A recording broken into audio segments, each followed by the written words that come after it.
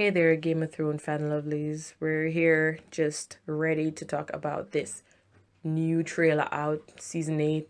We are just so pumped. We're just so excited. We don't know what to make of it. So we're just here trying to decipher what is it really that these images that they're portraying, what is it all about? We need to know. We have questions. All right, don't forget to subscribe. Don't forget to click like and also click the bell so that, when we make another update, you'll be the first to know. All right? Moving quickly. So at the beginning, we see a very frantic, sweating Arya Stark, presumably down in the crypts of Winterfell, running a tad bit tattered.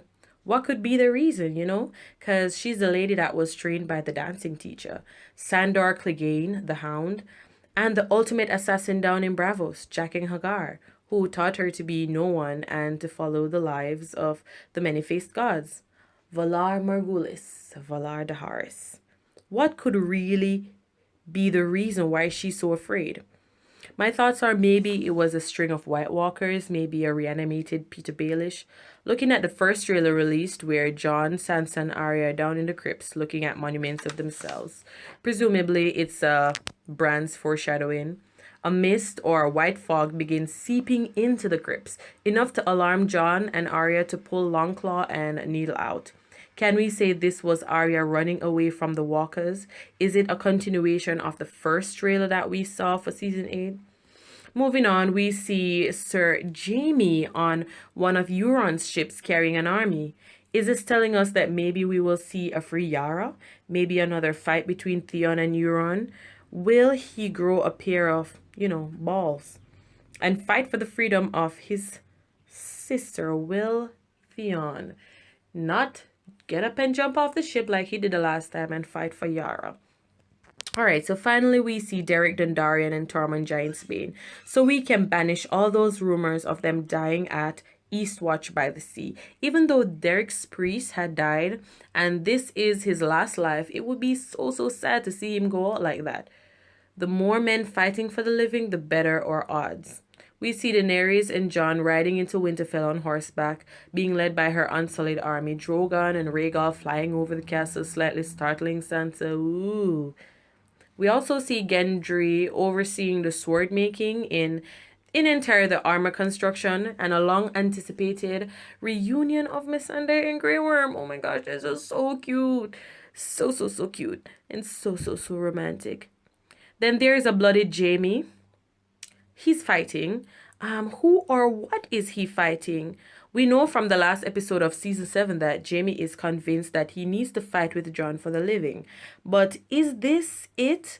Or is it Cersei that is angry and has sent men to capture him for betraying her cause? We see a glimpse of her in the courtroom where the throne is. Pure darkness, being slightly illuminated by burning stands, smiling and drinking wine. Is it that she believes that this war is being fought for her? Or is it, the thought of her unborn child that she's smiling about? What schemes is this villainous mind up to this time? Anyway, we also see a glimpse of Rhaegal and Drogon flying over a snow-washed mountain. A pleased face on Arya, obviously the sight of the dragons flying over Winterfell. Grey Worm at the forefront of the Unsullied army and polished for battle. Jon standing at a weirwood tree. Now, the weirwood tree is important because that is where Jon went to make his vow to be a brother of the Night's Watch. So I'm wondering, is it that he's praying for help of the children of the forest, or is he just there for maybe nostalgic reasons? We know that the children of the forest were the ones that created the White Walkers, and they were the ones that joined forces with the first men in order to banish the first set of White Walkers.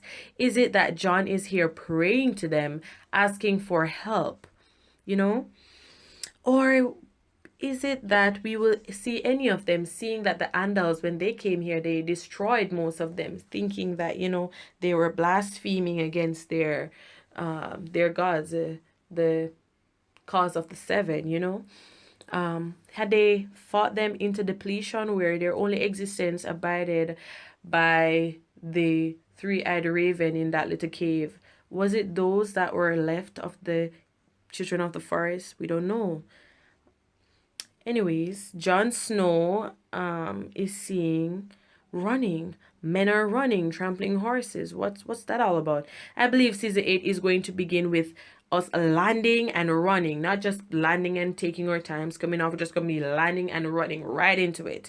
As far as we are so pumped up, we move on to Daenerys and Jon approaching the dragons. They're approaching Rhaegal and Drogon. They looks like they were feeding, and I believe the two remaining dragons are those that are supposed to be left there so that Jon and Daenerys can ride them. All right. Seeing his name is Aegon and keeping with the traditions of Targaryen lineage, they marry and rule with their family members. Aegon the Conqueror, who was the first king that conquered all of Westeros except for Dorne and, beyond the wall.